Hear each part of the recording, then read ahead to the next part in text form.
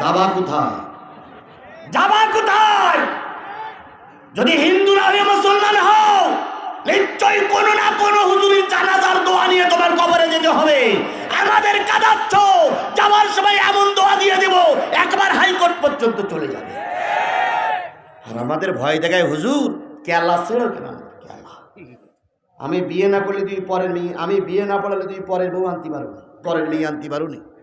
বিয়ে করতে গেছো সবাই এসে মৌলবি নাই, মেয়েও অপেক্ষা করতেছে, ছেলেও অপেক্ষা করতে হু হু হু হু করতেছে, কিন্তু মৌলবি নাই। সুন্দরী মেয়ের বউ, সুন্দরী মেয়ের মুখ দেখা যাবে? সুন্দরী মেয়েও আছে, ছেলে দেখবো, ছেলেও আছে, মেয়ে দেখবো, কিন্তু মৌলবি নাই। কিছুক্ষণ বড় মৌলবি এসে কলমা পড়াই দিল, আরামের জায়গায় চলে গেলে। বিয়ে পড়াই আমরা, আরাম করো তোমরা, আর মামলা খাই আমরা। গোটা মদিনায় প্রচার হয়ে গেল। আল্লাহর নবী মক্কা থেকে মদিনায় এসে আবু আইয়ুব আনসারীর বাড়িতে উঠেছেন। তিনি ধর্মের দাওয়াত দেওয়ার জন্য এসেছেন। গোটা মদিনায় প্রচার হয়ে গেল। কেউ বা আনন্দিত, কেউ বা দুঃখিত, কেউ বা ষড়যন্ত্রে লিপ্ত। কারণ যারা ইসলাম বিরোধী তাদের মনে কি কষ্ট, আর যারা ইসলামের দুশমন তারা ষড়যন্ত্রে লেগেছে, আর যারা ইসলামের পক্ষে তারা আনন্দ করতেছে। অনেকদিন পরে নবীরে দেখলাম। এমত অবস্থায় মুসলমানরা আপনাদের মতন একটা ওয়াজ মাহফিলের ব্যবস্থা করেছিলেন, পৃথিবীর সর্বপ্রথম ওয়াজ। এর আগে পৃথিবীতে আর কোনো জায়গায় ওয়াজ চালু ছিল না, সর্বপ্রথম ওয়াজ চালু। গোটা মদিনার যুবক বৃদ্ধ, ইহুদি খ্রিস্টান সকলের কাছে দাওয়াত দেওয়া হলো। আগামীকাল শুক্রবার আল্লাহর নবী জুমার পরে ওয়াজ করবেন, সকলের দাওয়াত রইল, দিনে দাওয়াত রইল। এবার ইহুদিরা সবাই মিলে একটা ষড়যন্ত্র করল। এই নবী হলো শেষ নবী, এই নবী হলো আখিরি জামানার নবী। এই নবী যদি ধর্ম প্রচার শুরু করে দেয় তাহলে নিশ্চয়ই আমাদের ধর্ম আর চালু থাকবে না। এই জন্য ওনাদের ধর্মের সবচেয়ে বড় হুজুর, বড় যিনি জ্ঞানী ছিলেন, তার নাম ছিল আব্দুল্লাহ ইবনে সালাম। তাকে ডেকে নিয়ে ওই বাইতুল মুকাদ্দাসের পাশে নিয়ে বলল, শোনো হুজুর, শোনো আমাদের বড় হুজুর, শোনো আমাদের বড় নেতা, মোহাম্মদকে যদি ঠকাই দিতে পারো আমাদের ধর্ম চিরকাল বজায় থাকবে। মোহাম্মদকে যদি বন্ধ করতে পারো আমাদের ধর্ম চিরকাল বজায় থাকবে। যে কায়দায় হোক তুমি মোহাম্মদের মুখ বন্ধ করো, নতুবা আমাদের ধর্ম কিন্তু বন্ধ হয়ে যাবে।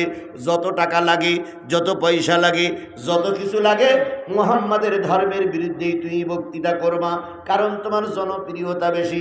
তুমি বিমানে চলাফেরা করো, তুমি বাংলাদেশের বড় হুজুর, ওই হুজুরদের বিরুদ্ধে কথা বলো, জনগণ বিশ্বাস করবে, জনগণ মেনে নেবে। ছোট হুজুররা যতই ওয়াজ করুক না কেন তোমার কথা জাতি শুনবে। আব্দুল্লাহ ইবনে সালাম ইহুদির কাছ থেকে একটা তরবারি নিলেন। পরের দিন নবীজির বক্তৃতা মঞ্চে চলে গেলেন।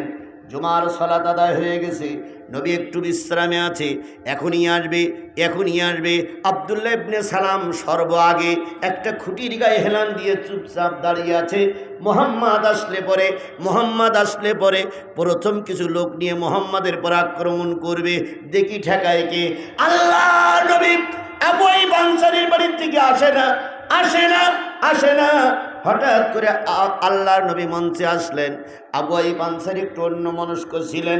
সবাই মিলে যখন রসুলকে সালাম দিলেন, সালাম দিয়ে রসুলকে সম্মান জানালেন, আবু আইয়ুব আনসারী তখন অন্যমনস্ক ছিলেন। আবু আইয়ুব আনসারী হঠাৎ করে তাকাই দেখে নূরের মতন একটা চেহারা বিশিষ্ট লোক মঞ্চে বসা। আবু আইয়ুব আনসারী ওই দিনের সূর্যের দিকে তাকায় আর নবী মুহাম্মদের চেহারার দিকে তাকায়।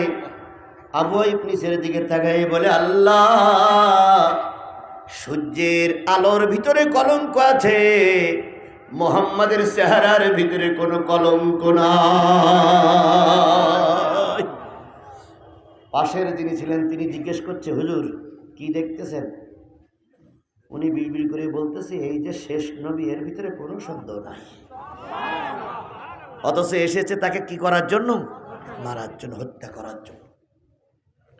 আবু আইয়ুব আনসারী, বুখারীর হাদিস, আবু আইয়ুব আনসারী রাদিয়াল্লাহু তাআলা আনহু বাড়ির থেকে নবীজি এসেছেন, আব্দুল্লাহ ইবনে সালাম ওখানে বসা, তিনি তরবারি বের করবে এমন সময় নবীজি বক্তৃতা শুরু করলেন।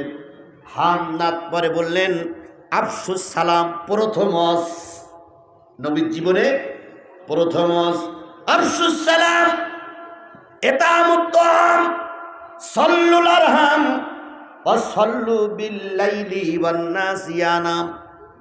ও আমার জাতি, ও আমার সাহাবীরা, ও মক্কা মদিনার মুসলমানেরা, কাফেরেরা, ইহুদিরা, শোনো, আল্লাহর পক্ষ থেকে আমি নবী তোমাদের কাছে 4টা নসিহত করতেছি, কয়না?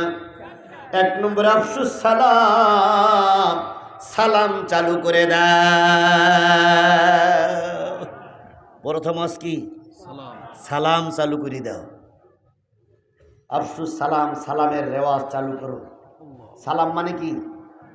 8টা জান্নাতের ভিতরে একটা জান্নাতের নাম কি? সালাম। সালাম চালু করো।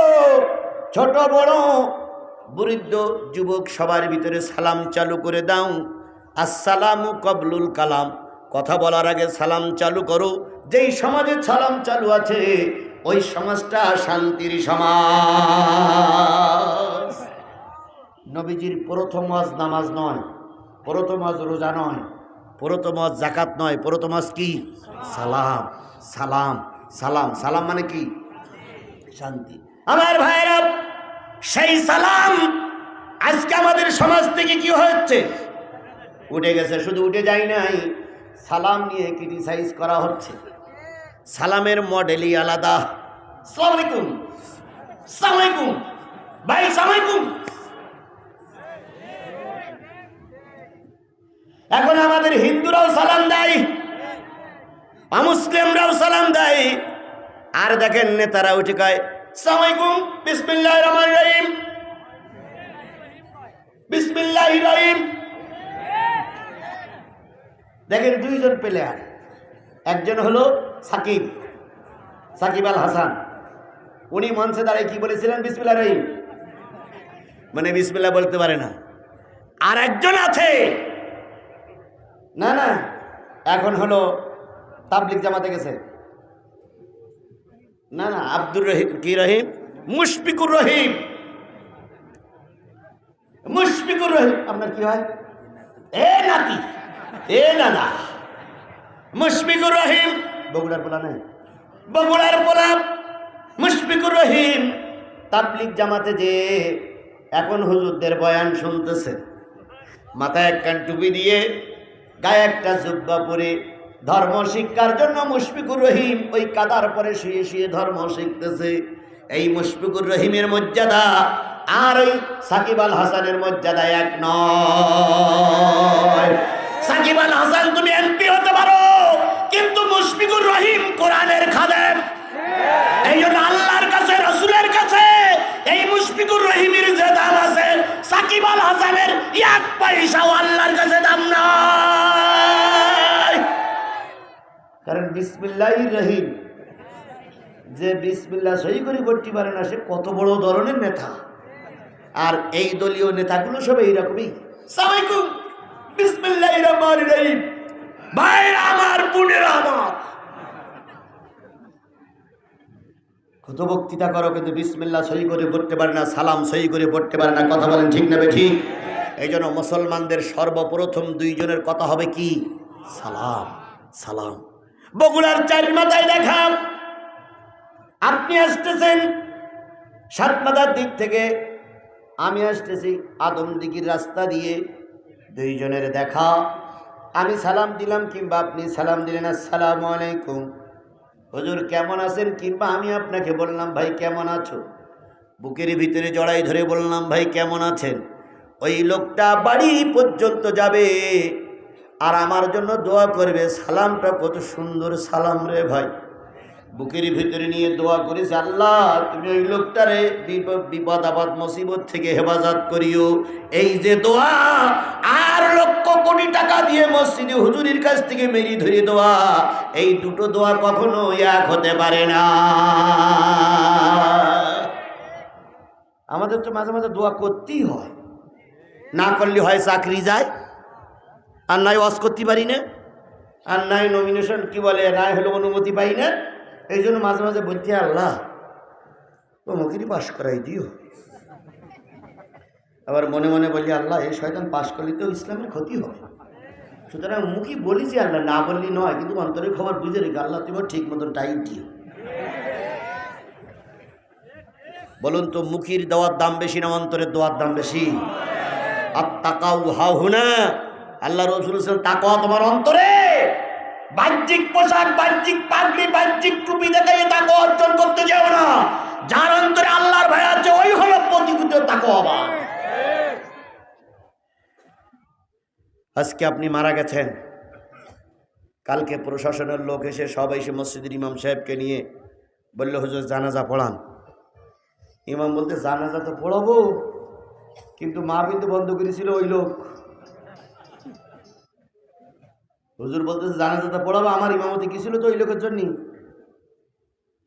তারপরও প্রশাসনের ভয়ে, দলের ভয়ে, দেশের প্রেক্ষাপট অনুযায়ী জানাজা পড়তে গেলাম।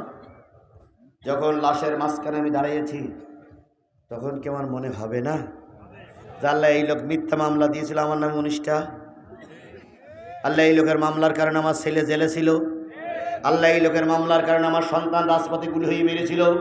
আল্লাহ এই লোকের মামলার কারণে আমার 32টা মামলা নিয়ে ঘুরতেছে, কথা মনে পড়বে না?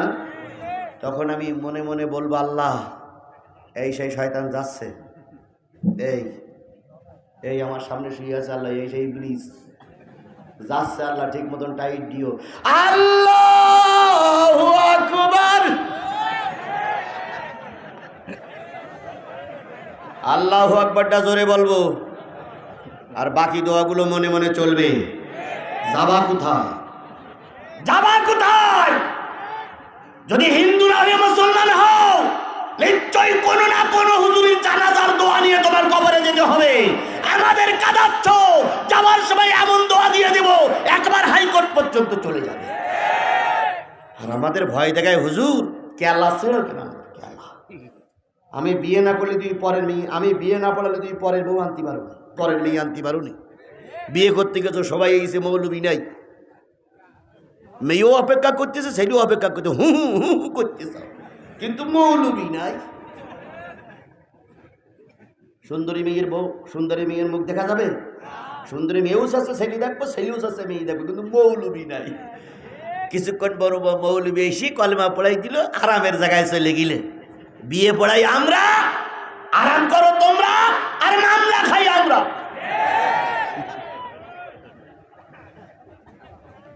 হায় রে জাতি, আর কত নিচে নাম। আমার ভাইয়েরা, নবীজি বলেন আফসুস সালাম, সালাম দাও। এখনই মারামারি শুরু করো না। আফসুস সালাম, সালাম দাও। বলুন তো, প্রথম সালাম দিলে নেকি বেশি হয় না কম হয়? তাহলে প্রথম বলবেন আসসালামু আলাইকুম, পরে যিনি বলবেন তখন বলবেন ওয়ালাইকুমুস সালাম ওয়া রাহমাতুল্লাহি ওয়া বারাকাতুহু। এবার যিনি বলবেন তিনি বলবেন মাগফিরাতুহু। দুইজন লোক দুইজন রকম দোয়া করলেন আল্লাহর নবীর ভাষায়। এই দুইজন লোক যদি সালামের দোয়া করে অবস্থায় মৃত্যুবরণ করে, ওদেরকে ফেরেশতারা তাদের আলিঙ্গন সম্মাদন জানিয়ে জান্নাতে নিয়ে যাবে। এই জন্য আজকের যারা ওয়াজ শুনতে আসছেন, প্রথম নবীর ওয়াজ ছিল সালাম। আমরা আজকের থেকে নিয়ত করব, ছোট বড়, আবল বৃদ্ধ বনিতা, ইমাম মুয়াজ্জিন, নেতা কর্মী সবাই আগে কি করব? সালাম দেব। মসজিদের ইমাম যারা আমরা আছি, তারা চিন্তা করি আমি ইমাম, মুয়াজ্জিন আমারে সালাম দিবে। আর মুয়াজ্জিন চিন্তা করি ইমামের চেয়ে আমার বয়স বেশি, আমি যদি কমিটির কাছে অবজেকশন দেই তাহলে ইমাম থাকবে না, ইমাম আমারে সালাম দেবে। সভাপতি চিন্তা করে আমার সইর কারণে আমার বেতন হয়, তাহলে সালাম ইমাম আমারই দেন। আর ইমাম চিন্তা করে তুমি যত বড় সভাপতি হও, আমি তো কোরআন জানি, তুমি তো ফুটোও জানো না। এই করে কেউ কারো সালাম দেয় না। কিন্তু একটা জিনিস মনে রাখতে হবে, বড় যদি হতে চাও ছোট হও আগে। বড় যদি ছোট হও, বড় যদি হতে চাও ছোট হও আগে। ইমাম মুসল্লিদের সালাম দেবেন, দেখবেন কিছুদিন পরে ওই মুসল্লিরা আপনারা আগে সালাম দেবে।